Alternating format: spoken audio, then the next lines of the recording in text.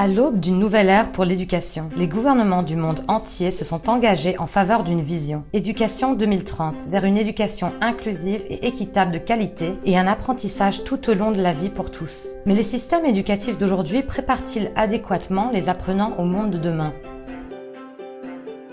Notre monde change en permanence. Rapides avancées technologiques, mobilités accrues, changement démographique, accroissement des inégalités et dégradation de l'environnement. Tous ces changements affectent au final la manière dont nous vivons et travaillons. Cela signifie que nos systèmes éducatifs doivent préparer les apprenants pour des emplois qui n'existent pas encore. Et certains disent même que dans peu de temps, les machines nous remplaceront dans de nombreux emplois. Nous ne parlons pas seulement du travail manuel, les machines développeront aussi d'autres compétences essentielles à la réussite de nombreux emplois de services et de bureaux. Bien sûr, aujourd'hui, tous les apprenants doivent connaître les bases, telles que la lecture, l'écriture et l'arithmétique. Ils ont aussi besoin de compétences techniques et professionnelles qui les prépareront à des emplois spécifiques dans l'agriculture, le design, l'artisanat ou l'informatique. Mais ces compétences sont-elles vraiment les seules dont ils ont besoin ? Il y a d'autres compétences qui sont importantes dans le monde d'aujourd'hui et elles ont reçu d'innombrables noms. Compétences non cognitives, compétences douces, compétences du 21e siècle, compétences transférables et compétences transversales. Tous ces termes causent énormément de confusion, mais qu'ont-ils tous en commun ?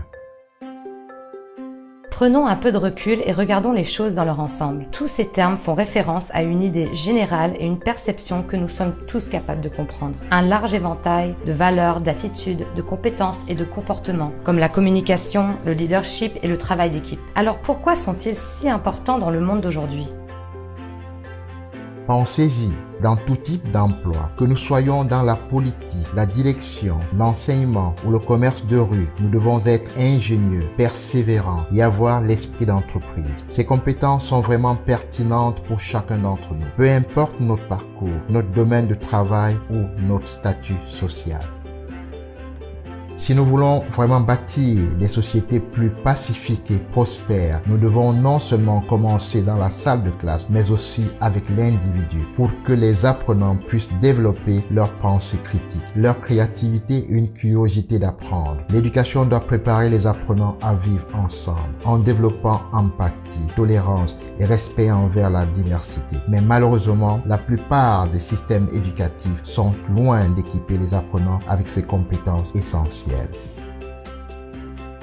Alors comment pouvons-nous en faire une réalité ? Tout d'abord, ces compétences doivent devenir une priorité dans les politiques éducatives et reconnues dans tous les domaines du curriculum. Les enseignants doivent être soutenus et équipés de stratégies novatrices pour qu'ils deviennent des facilitateurs de l'apprentissage et pas seulement des transmetteurs d'informations. Ils peuvent alors encourager leurs apprenants à travailler en équipe et à s'harmoniser avec le monde qui les entoure. Nous avons aussi besoin d'évaluations qui, au-delà des tests et des examens, donnent de l'importance à ces compétences pour véritablement refléter leurs nombreux talents et leurs capacités.